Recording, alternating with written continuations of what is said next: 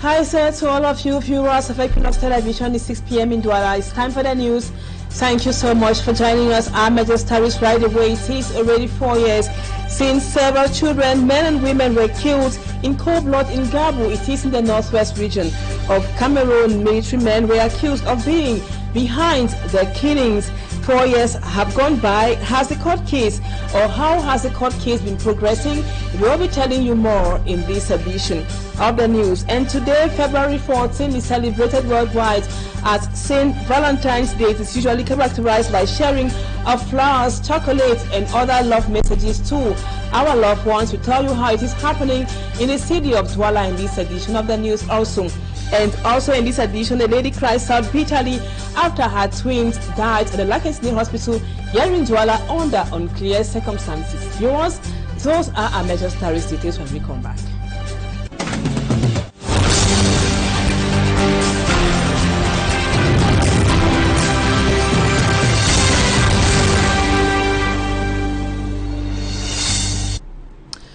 Welcome back, viewers. Thank you so much for the confidence. We begin with this horror which took place in Gabu. It is in the northwest region of Cameroon. How has that court case been progressing? We know that military officers were accused of killing men, children, and also women in Gabu. Our reporter, Babila Jonathan, spoke with barrister Tamfo Richard. He now tells us how the court case has been progressing in this report. 4 years after the Gabu massacre, victims are still waiting for justice. At least 22 people, including 13 children and a pregnant woman, were killed 14 February 2020 during a military operation in that part of the Donga Mantum Division, northwest region of Cameroon. We are still before the military tribunal in Yaoundé. I myself am very surprised with the lengthy nature of this case. We are tired of the numerous adjournments. I cannot really tell you exactly what we have done. We have not moved any forward. The prosecution has not yet proven its case, made a case. We, the defense, we have not even been able to cross-examine or to establish any case. We are just from one incident to the other, from one adjournment to the other. Several obstacles have hindered the progress of the case at the Yaoundé Military Court. One of the major hindrances in the file, first of all, is the magistrate handling the case. The way the case is handled by her, I can see a majority of the incidents in the file, she's the one who causes from one adjournment to the other, at times no reason. It has weakened the victims who were coming, or their legal heirs, because it is first of all very tedious for them to leave Gabu to come to Yaoundé for hearing. Meantime, Equinoxe Television obtained information from a confidential document revealing that government had paid compensation to persons who are not the known unidentified victims and right holders of the Gabu massacre. Through a cooperative credit union, 3 persons received a total of 20 million francs yearly. Government has decided to settle the so-called victims or heirs that they believe that were the victims of the Gabu massacre, whereas the true heirs or victims are before the court while waiting that justice will be served. Human Rights Watch has issued another statement demanding for justice for the victims and right holders of the Gabu massacre. And now, still talking on the Anglophone Crisis, a situational report published on excesses committed in the year 2023 by belligerents of the armed conflicts in the northwest and southwest region. The United Nations Office for the Coordination of Humanitarian Affairs, OCHA, note that 25 related attacks on schools were recorded in just a year. In the same year, a total of 28 lockdown days were also recorded. Innocent Asset tells us more about the OCHA report in this write-up.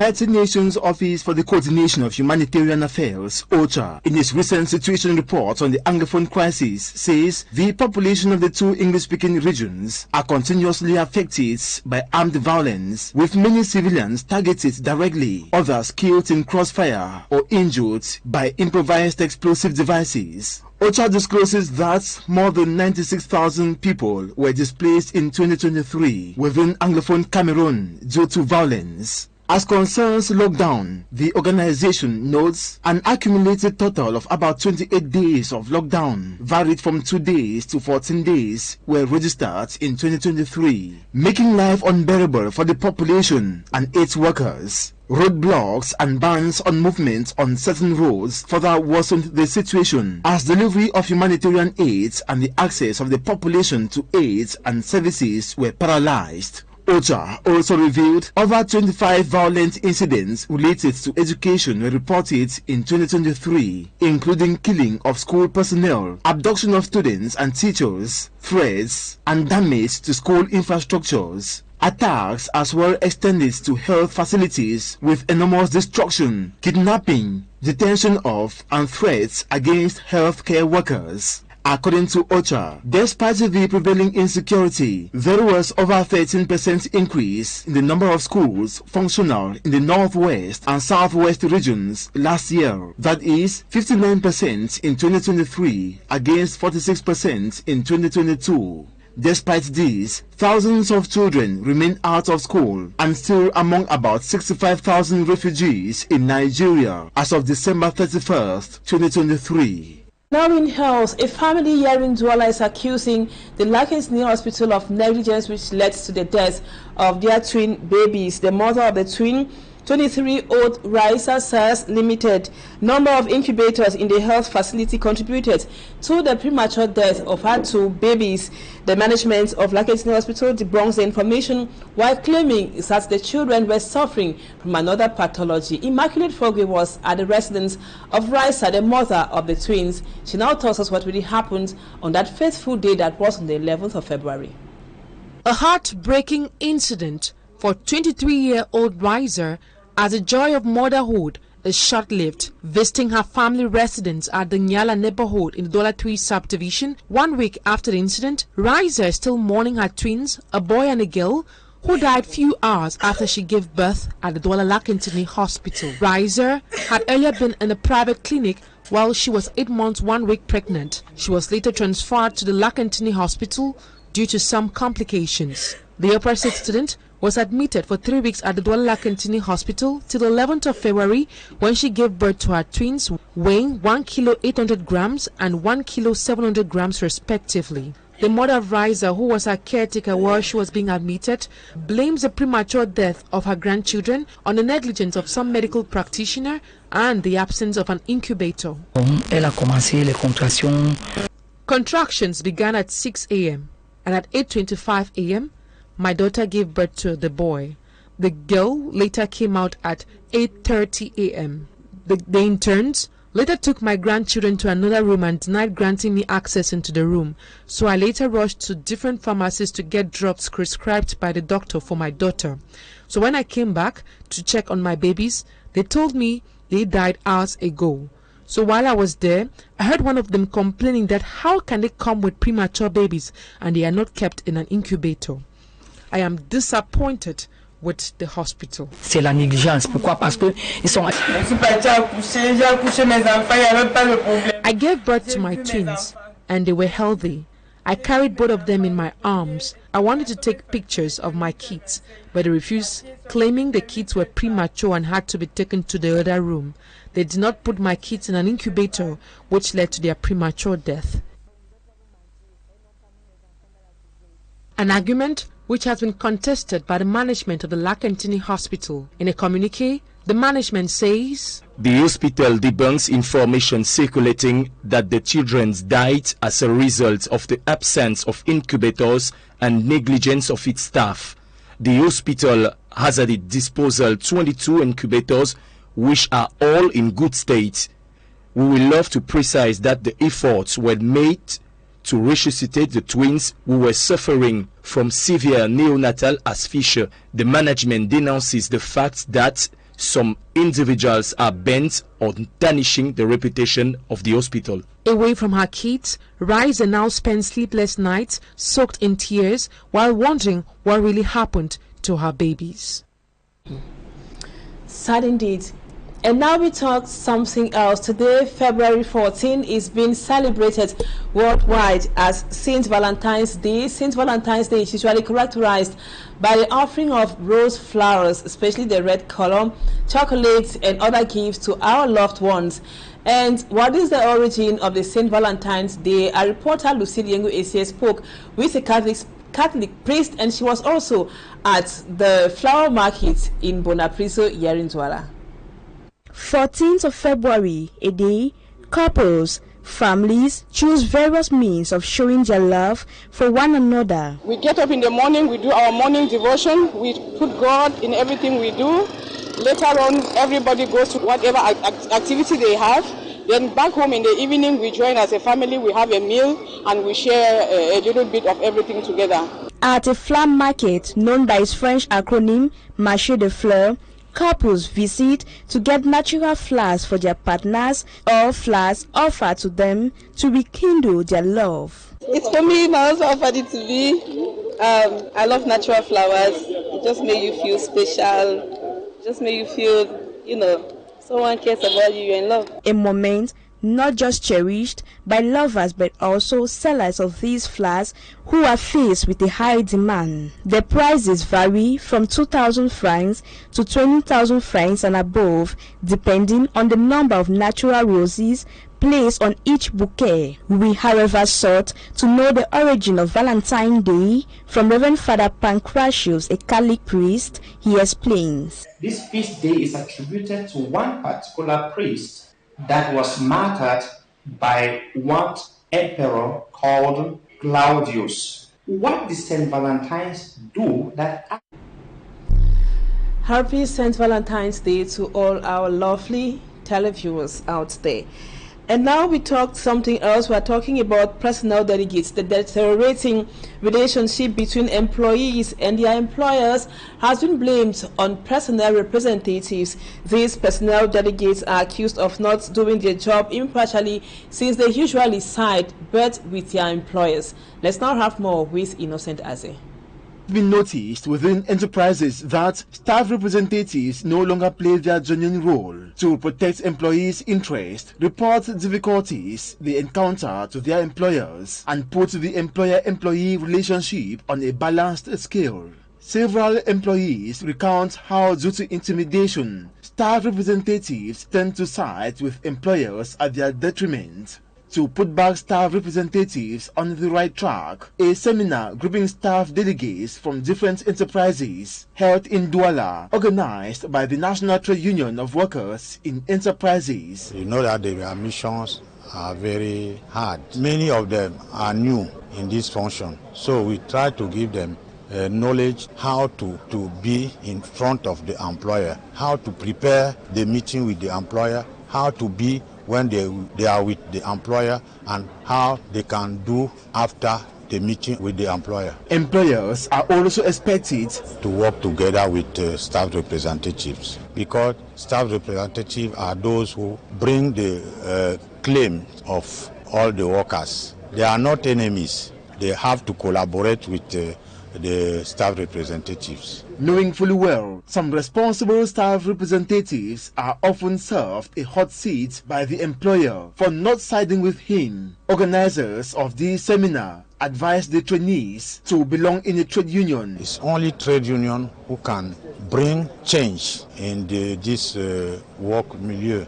With the trade union, we can propose many changes and give good information for workers. A trade union can make a track if what they propose is not agreed by the employer. With skills acquired, these staff delegates are expected to serve with a clean conscience and maintain a cordial relationship between employers and employees. And now we continue to bring to you echoes of the 58th edition of the National Youth Day across the national territory. Today we take you to Bamechecha in the west region of the country, Ketunja in the northwest region, and also Bonaleya in the littoral region. Mala Glory tells us how it happens in those localities. Despite the lockdown and threats from separatist fighters for the youths to boycott the 11 February celebration in the town of Ndop, Gokitunja division in the northwest region, the people braved all odds and answered present at the Ndop ceremonial ground. Everything took place within the backdrop of a lot of threatening pressure. I say pressure from idlers, from armed robbers who thought they could frighten innocent. In Bamichicha, West Region, activities marking the Youth Day celebration centered around educating the young people and equipping them with basic skills such as the fabrication of local soup and poultry farming. The representative of the divisional officer reminded the youths on the president's message. The president of the republic reminded the youths that this country can only be developed with their help and that there is no need for them to leave the country in the hands of strangers. While in the littoral region in Bonalea, a neighborhood in the Douala 4 subdivision, the youths were encouraged to develop agricultural projects so they can receive assistance from the council. I can only assure them that the council will be available to assist them when their project is ready. The enthusiasm of youth during this year's celebration of the National Youth Day is proof that they are ready to work in line with this year's theme, which is Youths Import, Substitute and Economic Patriotism for the country's development. And now we talk religion. Today, Catholic Christians, the world over observing Ash Wednesday. Ash Wednesday marks the 40-day period when Christians are preparing to celebrate the feast of Easter, and it was characterized by masses, that is, in various parishes across the national territory, especially here at the St. Peter and Paul's Cathedral, where our reporters were. And masses on Ash Wednesday also is characterized by the placing of ash on the foreheads of the Christians. Shall we will be telling you more in our subsequent news editions, precisely at 8 p.m. Now we take you to Cote d'Ivoire to talk sports with our special envoy, Smart Jikan Gabriel. He tells us that the president of Cote d'Ivoire has usually rewarded the technical staff and players of the national team, that is the Elephants of Cote d'Ivoire, after they won their third continental title. Alassane Ouattara announced the rewards to the reigning African champions. That was during a reception that took place in Abidjan. Smart Jikan Gabriel now comes back to that very colorful ceremony in Abidjan. The celebration of the AFCON trophy by the reigning African champions was extended to the presidential palace of Cote d'Ivoire this Tuesday, as Cote d'Ivoire's president officially appreciated his children who made him proud. Bravo, bravo, bravo à vous. Congratulations to you all. This medal has no price.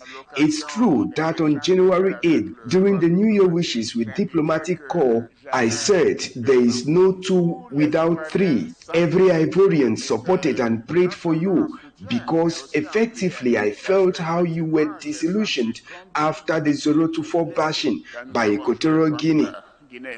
It was an occasion for the team captain of the Elephants to reiterate that a united nation can go places. The most difficult and strong thing we learned is that we were allowed to our destinies.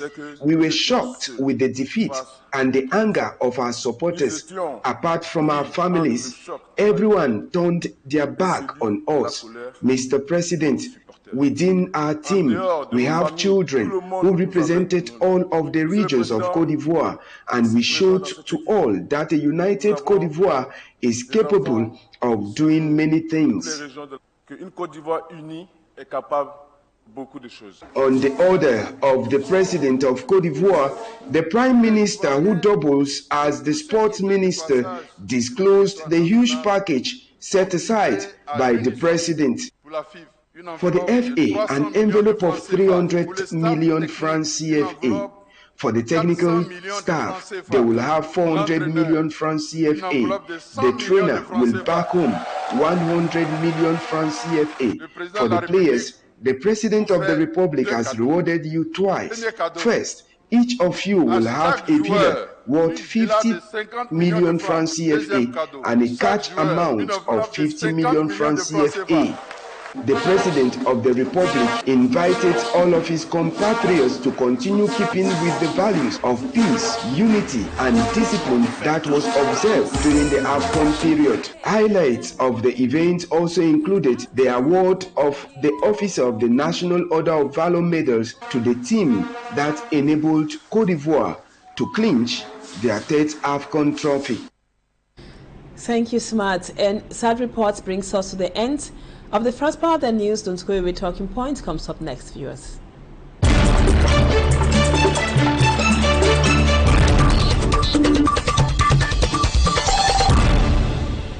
Welcome back, viewers. Today we are going back to the Gabu massacre. About 4 years ago, children, men and women were killed by military men in Gabu. That is according to a report, and the military men were taken to court, and that court case has been going on for over 4 years now. Our guest tonight is Barrister Tamfu Richard. He is the lawyer of the Gabu victims. Barrister, thank you so much for accepting to be our guest on Talking Point tonight. Now, it's been over 4 years that women, men and children were killed in Gabu in the northwest region. We already know who the accused are, or those who murdered those people. Now, how far have we gone with the court case, Barrister? We are still before the military tribunal in Yaoundé. I myself am very surprised with the lengthy nature of this case, because from my career, I've never witnessed this kind of situation, because in this country, we have had cases where we have seen how speedy justice could be rendered, but with the Gabu massacre, we are still marching our feet before the military tribunal, and there's even a hearing that is coming up tomorrow before the military tribunal. So, in summary, what I can tell you is that we have recorded numerous adjournments in this case, which some have been considered to even be frivolous, and it has weakened the victims who were coming, or their legal heirs, because it is first of all very tedious for them to leave their neighboring villages, Gabu, to come to Yaoundé for hearing. Even with the lawyers who were engaged in the follow-up of this case, in one point in time we lose track because we could not more make the available finances to transport us to Yaoundé for hearing. At times you prepare yourself for the case, but you come, it's been adjourned. And those who were accused before this court, and they themselves, they come every day and they go back. So we are just marching our leg on one point. And now, Barrister, you seem to have had a lot of obstacles. Can you tell us what have been some of the hindrances so far as the Gabu court case is concerned? One of the major hindrances in the file, first of all, is the magistrate handling the case. The way the case is handled by her, I can see a majority of the incidents in the file, she's the one who causes, from one adjournment to the other, at times no reason. We are tired of the numerous adjournments. I cannot really tell you exactly what we have done. We have not moved any forward. The prosecution has not yet proven its case, made a case. We, the defense, we have not even been able to cross-examine or to establish any case. We are just from one incident to the other, from one adjournment to the other. In one point of time, the magistrate who is handling the case was sick. It took a lengthy adjournment. So you see, concretely, nothing has been done. The victims are still waiting. There are instances that the victims don't even come to court because they don't have the means to be there. There are some cases, there are some instances that even with the lawyers, we are not able to be there and the court cannot progress. So you see, there are a lot of obstacles in the file because nothing is being done to make sure that justice is served. Because if they could arrange a specific day to hear the matter, maybe all the parties could sacrifice and make themselves available so that we trash the matter. But you see that there are instances where all the parties are, but the court or want to, or maybe during the court session, one incident comes up and the file is adjourned. What is the state of mind of the victims today? No, the victims are fed up. They have lost hope in the follow-up of this case because we have even had credible information with documents that government has decided to settle the so-called victims or heirs that they believe that were the victims of the gabu massacre, whereas the true heirs or victims are before the court while waiting that justice will be served. So those who were having interest in the file and coming to court, they have lost all hopes, and I think everybody is discouraged, even with the lawyers. What is the perception of the justice system of Cameroon today? No, my perception is that concerning this gabu, justice has been delayed, and we have this common balance that justice delayed is justice denied. The impression I have personally is that justice will not be served to these people, and this long period that's taken is not helping the justice, it's not serving the people who were seeking for it, and I think everybody is fed up. Everybody is fed up. That's your perception as a lawyer. Yes. Now, talking about the victims themselves, how do they perceive the justice system of Cameroon today with what is happening with this delay, this long delay, and so on? I think they have abandoned the case. They themselves, they made, from the beginning when this file was ongoing, we were the one pre-financing some of them to even come for hearing. Just to pre-finance one of the victims is not less than 70,000 for the person to transport himself and maybe have a day to sleep in Yaoundé. We have done that severally, and any time they come, they say it is adjourned. So they got tired, and I think a majority of them have abandoned, and maybe they are on other things now. I don't think no serious person is still hoping anything from the case. And now, Barrister, during that interview, we want to find out from you also how many victims do you have at hand, and how do these obstacles, the obstacles you mentioned above, affect the way the Anglophone crisis is perceived publicly, since we know there is no peace without justice? Yes, it is true that there is it's not possible that there is peace without justice. For there to be peace, there should be justice. But when justice is not served, it shows that peace cannot be attained. And I think that's what we are living today. People have the impression that whenever there is a legal file concerning the Anglophone crisis, justice is not being served. So people decide to, or maybe think that it is better they render justice to themselves. And I think that's what we have been living. In all these cases that we have been following concerning the Anglophone crisis, no persons have been released before the courts. I myself have had a number of cases where I have never released any of the victims. We only have the impression like we are accompanying them for them to go to jail. So others have had 15 years, 10 years, and nobody have not defended the case concerning the Anglophone crisis, and the person has been out. All the cases are defended, they are in prison.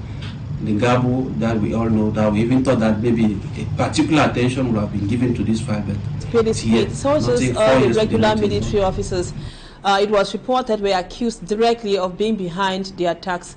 How has their court case been going so far?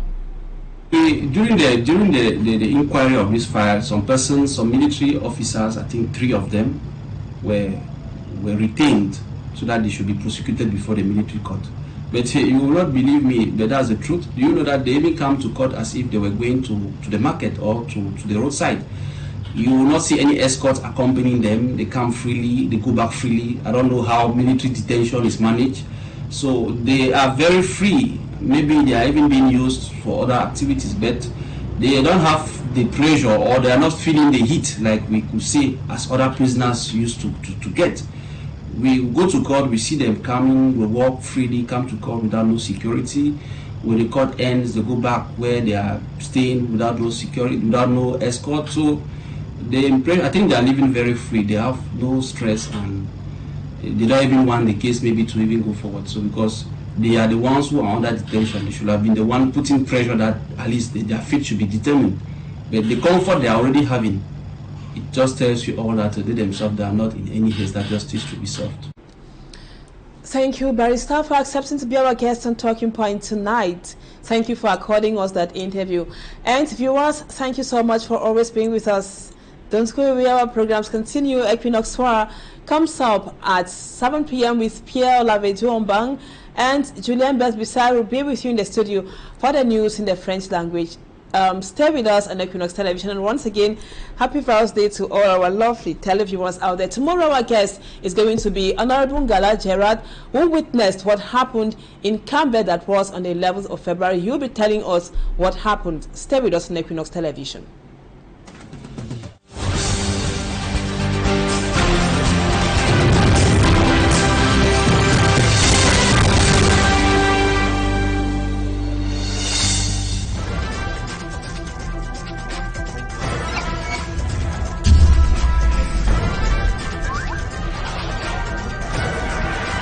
Equinoxe Télévision, au-delà de l'image, nous rendons compte.